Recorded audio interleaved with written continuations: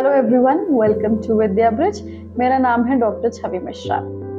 हाल ही में मैंने कई सारी ऐसी वीडियोस बनाई हैं जहां पे मैंने स्ट्रेस मैनेजमेंट या फिर एंजाइटी मैनेजमेंट के बारे में बात करी है।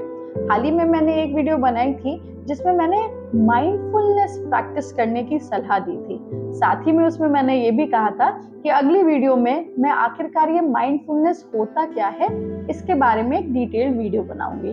तो चलिए आज की वीडियो में हम बात करते हैं माइंडफुलनेस के बारे में। देखिए, इस बीच में बहुत सारे ऐसे लोगों से मिलती हूँ, बड़े, बच्चे और हर उम्र के लोग, जो इस बात की कंप्लेन करते हैं कि वो कॉन्स्टेंटली पूरे टाइम कुछ ना कुछ सोचते रहते हैं। कभी फ्यूचर की कोई बात, कभी पास्ट की कोई बात, लगातार उनके दिमाग में कोई ना कोई थॉट चलता ही रहता है।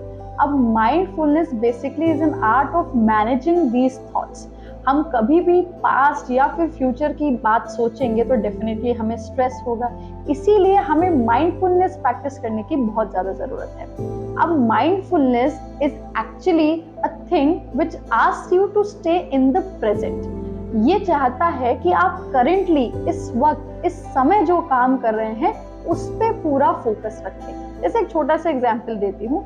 मान लीजिए आप बैठ के दाल चावल खा रहे हैं। अब जिस समय हम खाना खा रहे हैं उस समय हम टीवी भी देख रहे हैं। अब टीवी पे कोई सीरियल आ रहा है, हमारा पूरा कंसंट्रेशन उस पे है और खाना तो बस हम मैकेनिकली खाते जा रहे हैं।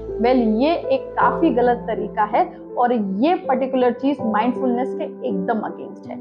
माइंडफुलनेस के अकॉर्डिंग जिस समय आप बैठ के खाना खा रहे हैं उस समय खाने का एक एक टुकड़ा आपके हाथ में कैसा फील हो रहा है, आपकी जबान तक किस वे में जा रहा है, खाते ही आपको क्या महसूस हो रहा है, इन सब बातों पे एकदम ध्यान लगा के सोचना। राइट? माइंडफुलनेस हम डे टू डे बेसिस पे कई तरीके से प्रैक्टिस कर सकते हैं। अगर हमने ये समझ लिया कि कैसे हम प्रेजेंट में जीने लगे, उस दिन से हम अपने आप स्ट्रेस फ्री, एंजाइटी फ्री हो जाएंगे। अब अगली बार आप कोई भी काम कर रहे हो, चाहे बर्तन धुल रहे हो, पढ़ा रहे हो, जॉब का कोई काम कर रहे हो, ट्रैवल कर रहे हो, हमेशा ध्यान रखिएगा कि पूरा कंसंट्रेशन उसी काम पे है। ये मैं समझती हूँ शुरुआत में प्रैक्टिस करने में थोड़ा सा मुश्किल है, लेकिन अगर आपने एक बार इस आर्ट को पकड़ लिया तो आपको फिर दुनिया के किसी भी और मेडिटेशन की जरूरत नहीं पड़ेगी और मात्र माइंडफुलनेस प्रैक्टिस करने से आप बहुत ही ज्यादा सेटिस्फाइड फील करेंगे। माइंडफुलनेस की एक पर्टिकुलर टेक्निक हम मेडिटेशन में भी फॉलो करते हैं, जो कि है ब्रीदिंग पैटर्न पे ध्यान देना। आप सबने सुना होगा इस बारे में।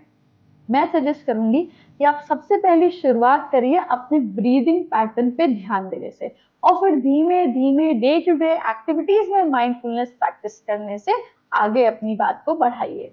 मिलती हूँ अगली बार। Do like, comment, subscribe and share.